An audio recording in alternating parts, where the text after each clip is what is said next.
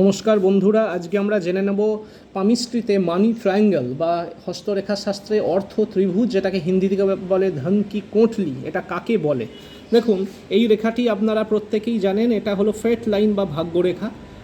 আর এই জায়গা থেকে অনেকেরই এই বুধের ক্ষেত্রের দিকে একটি রেখা যায়, এটাকে বলে মার্কিউরি লাইন বা বুধ রেখা।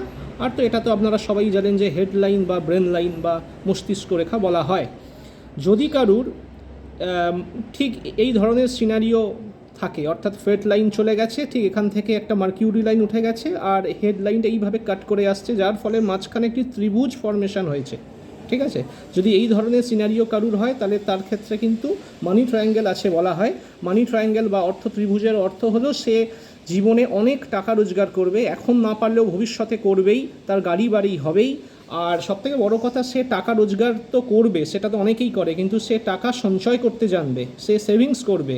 মানে বলে না অনেকেই জীবনে মানে লিগাসি করে যায়, অর্থাৎ ভবিষ্যতের জন্য টাকা জমিয়ে যায় তার পরবর্তী প্রজন্মের জন্য। তো সেই ধরনের মানুষ হচ্ছেন এনারা।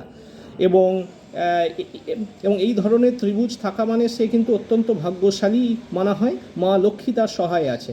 তো এই ধরনের ইউটিউব শর্ট যদি আপনারা পছন্দ করেন, দয়া করে চ্যানেলটিকে সাবস্ক্রাইব করবেন। নমস্কার।